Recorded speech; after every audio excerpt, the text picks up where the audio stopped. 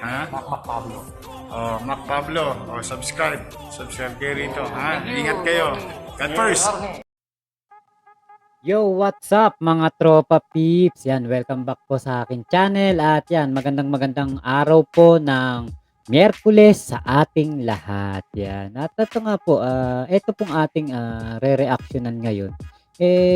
Patungkol po dito sa naging super sensationalized talaga si Super Tekla dahil sa issue na ito. At talagang alam niyo po, ito sikat na sikat talaga sa sa social media. Ang daming nagtatalo dito, ang daming mga nagbibigay ng opinyon, ng mga kuro-kuro.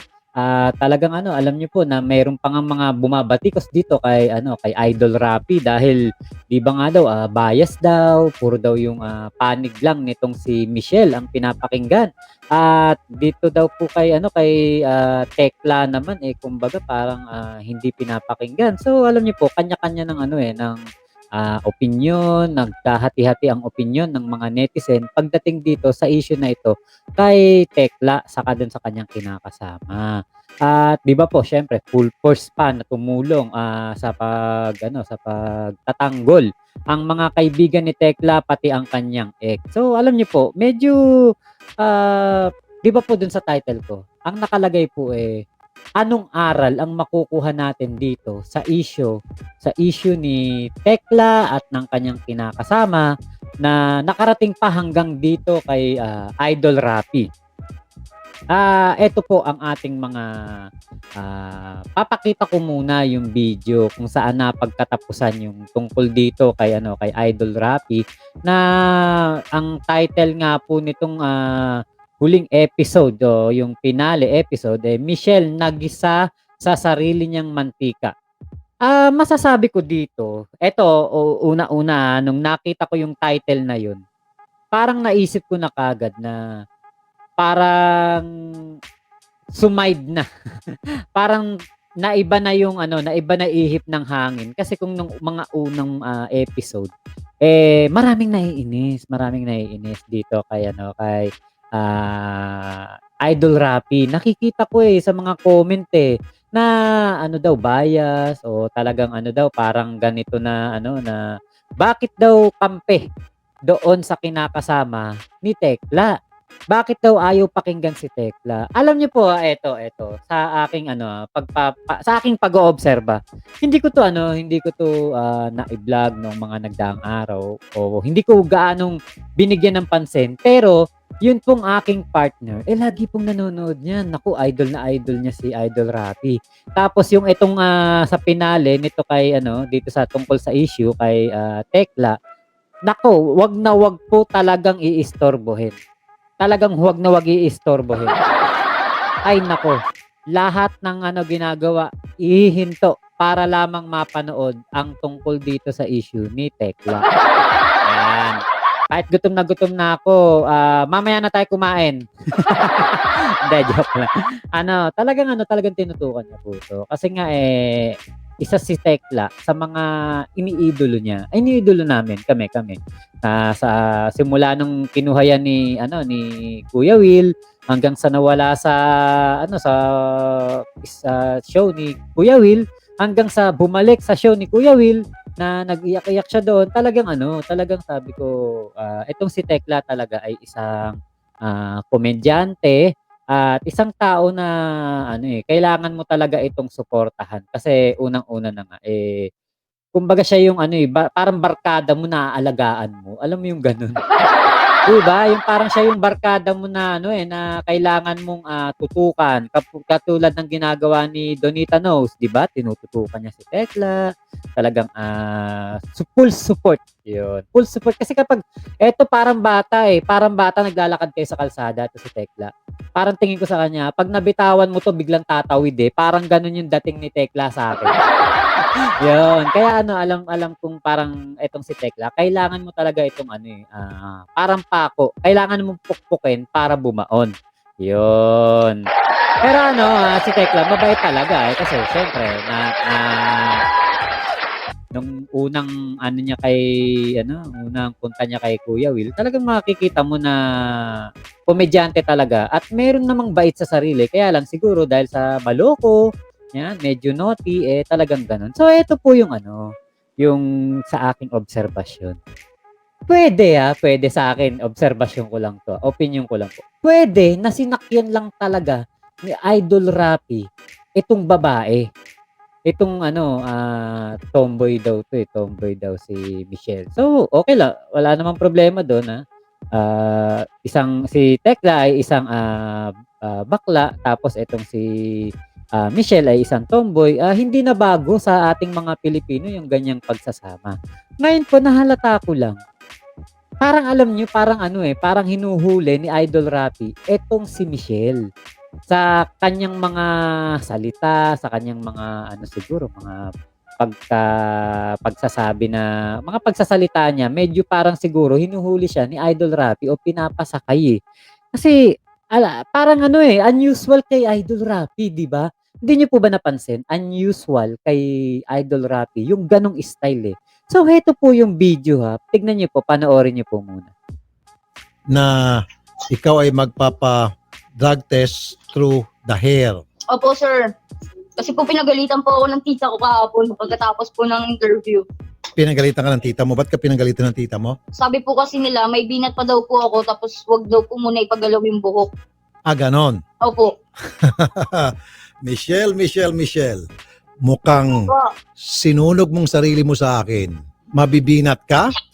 Ang gagawin naman sa buhok na, sandali lang, yung gagawin sa 70 strands up to 100 strands of hair na yon, hindi bubunutin, bagkus yun ay guguntingin lang. Sinabi na sa iyo ng staff kahapon pa lamang, di ba? Opo, sir. Paano ka mabibinat doon? Hindi naman hilain yung mga buhok mo, kundi gugupitin lang. 100 lang ng buhok. Parang Yan. 'Di ba doon, medyo parang ano, kasi ako siyempre, nasubaybayan ko sa aking mga nanay, sa aking mga kamag-anak, yung mga buntis-buntis na 'yan tungkol sa mga ano, mga, binat-binat na 'yan, eh. Wala naman sa akin na banggit o wala naman sa aming pamilya na yung patungkol diyan sa buhok, 'di ba, yung sa mga paggugupit. So, tama si Idol Rapi, kumbaga okey, talagang, hindi naman totoong makakabinat. Parang alam niyo yung ano, siguro ito palusot lang ni Michelle, 'di ba? So, patuloy lang po tayo, patuloy lang. nagpagupit ka lang. Makinig ka muna, Michelle. Teka muna. Kahapon, kung matatandaan mo, okay na sana. May isang netizen nagtanong kung ipagpapatuloy pa yung drug test at saka yung urine test dahil nagkaaregluhan na kayo ni Tekla. Sabi ko, hindi na kasi nagkaayos na eh. Ang nangyari, naghamon ka. Sinabi mo sa amin, hindi, gusto ko magpa hair follicles drug test to prove to them na inosente ako, blah, blah, blah, blah, blah. Ikaw naghamon. Remember, sabi ko, you don't have to. Pero sige, pagbibigyan kita. Kaya nga, kung matatandaan mo, pagkatapos noon, marinig ko na naghamon ka at magpapadrug test ka using the hair. Sabi ko, matapang to. Mukhang talagang nagsasabi to ng totoo. Nag-offer ako ng mga tulong. Remember, pustiso, bayad sa rent, 4 months advance, groceries, etc. Now, umaatras ka. Sabi po kasi ni tita, pero sir, kung hindi naman po talaga maano yung health ko dun, willing pa rin po ako. Hindi na. Ayun, ayan, 'di ba? Sinabi ni Idol Rapi yung mga ibibigay niya, 'di ba?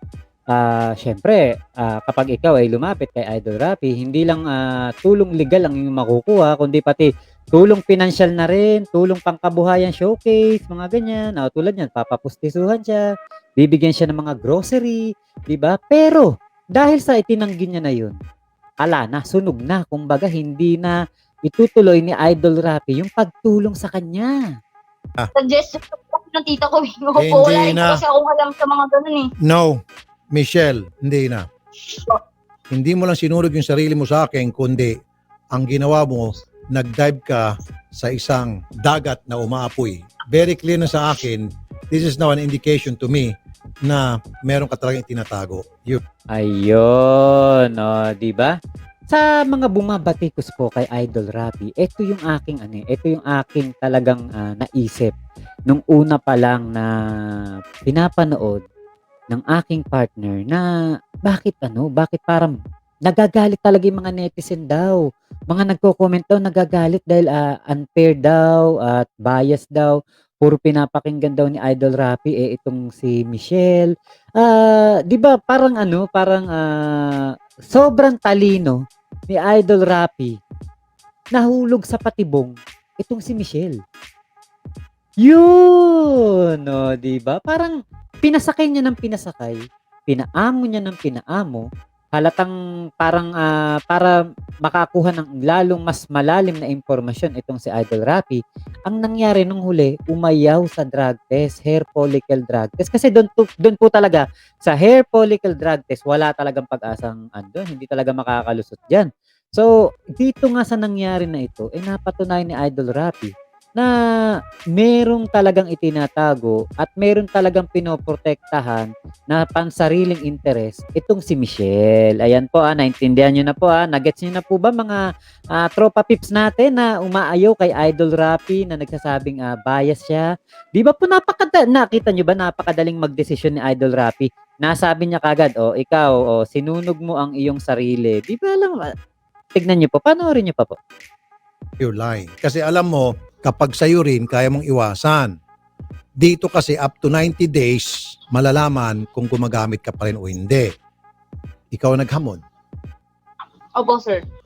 Now, yung palusot mo, sabi ng auntie mo o tita mo na mabibinat ka, that's bull. Alam mo yun, na bull yun. Now, gagamitin mo sa akin. Hindi ako doktor, pero I know for a fact na walang kinalaman sa ikaw ay mabibinat kapag ikaw ay ginupitan ng buhok at ikaw ay nanganak 4 months ago. Opo, hindi ko rin po alam kasi wala rin po akong idea dun, sir, eh. Then, wag ka na Pero kung magmamangan. hindi naman po talaga makaka-affect, sige po, sir, Hindi na. tuloy po natin. Hindi na. So, ayan na, 'di ba? Third time na sinabi ni Michelle na kung hindi naman daw makakaapekto, eh, idediretso na lang daw, itutuloy na lang daw yung hair follicle drug test. Hair follicle drug test, yun. Tama, tama. Hair follicle. Yun po, eh, 'di ba? Parang alam niyo po, dito sa nangyari na ito, dito sa nangyari kay Michelle, to make the story short, wala na po talaga. Kumbaga wala talagang nakuha itong si Michelle. At talagang ipapa-survey pa siya sa DSWD, kung kaya niyang alagaan yung mga pamangkin niya, yung mga anak niya, yung anak nila ni Tekla. At sabi nga ni Idol Rapi na itong anak nila ni Tekla, eh talaga ibibigay kay Tekla dahil ito ngang si Michelle ay walang kakayahan. So lahat po from episode 1 to episode 6 ba yun? Wala talagang ano, kumbaga parang sa akin, pinapasakay lang ni Idol Rapi itong si Michelle para maimbestigahan pa ng mas maigi, makita ang lalim ng kanyang pagkatao, makita kung ano, kung talagang ito ba'y nagpapanggap o talagang ginamit lang ang kasikatan ni Tekla para maisumbong sa Rapi Tulfo in action. Kasi syempre nga naman kapag Tekla, pag sinabing Super Tekla ang irereklamo mo, sa Rapi Tulfo in action, talagang naku, actionan po talaga yan. Lalo na't isang malaking pangalan sa mundo ng showbiz at ng sa comedy, 'di ba? Kumbaga talagang magaling magpatawa itong si Tekla. Kilalang kilala ang kanyang pangalan na Super Tekla. Talaga pong aasikasuhin niya ng Rapi Tulfo in action ni Idol Rapi ng mga staff diyan. So ngayon po, ano ang aral na makukuha natin dito? Heto. Dito tayo babagsak ngayon sa kung ano yung aral eh. Marami po talagang nagpapanggap diyan na nangangailangan ng tulong, na inaapi, na inaagrabyado. Pero heto po, kailangan mo talagang maging mapanuri, kailangan mo talagang maging matalino, kailangan mo talagang maging parang vigilante. Kailangan mong maging magaling na isang investigador para mapatunayan kung totoo o hindi ang sinasabi ng humihingi ng tulong sa iyo ng ipagtatanggol mo. So, ganun po ang ginawa ni Idol Rapi. So, kudos kay Idol Rapi Talagang itong issue na ito talagang masasabi ko na napakagaling ng ginawang execution ni Idol Rapi ng kanyang mga staff ng buong show sa lahat ng tao na nandito sa loob ng Rapi Tulfo in action ito. Masasabi ko magaling talaga. At marami po akong nakita na mga nagre-reaction video patungkol dito, pero hindi ko alam kung, napansin din nila 'to or, parang nadala lang din sila ng kanilang emosyon na ang isang Idol Rapid Tulfo ay hindi po talaga gano'n, eh. Ako talaga sabi ko sa sarili ko, hindi ito yung Rapid Tulfo na sinusubaybayan ko, eh. Hindi ito yun, eh. Alam niyo yung parang nakita ko talaga na may iba, may kakaiba. So siguro yun ang taktika na ginamit dito ni Idol Rapi. Hindi pa rin naman natin confirm yan. At ito ay ating sarili lamang na opinion. So yun, sana nga po sa mga susunod na mga panahon kung sakaling mangyari ulit ito sa pamunuan ng Rapid Tulfo in Action, maging mapanuri po ulit sila at galingan pa po nila ang pag-iimbestiga sa mga individual na lumalapit sa kanila ng tulong. So, yun po. Maraming salamat po. Talagang kailangan nating palakpakan si Idol Rapi dito. Talaga isang magaling na pag-iimbestiga at pagmumuni-muni, ano ba yun, pagguguli, malalim na Tagalog, hindi ko na kayang bigkasin.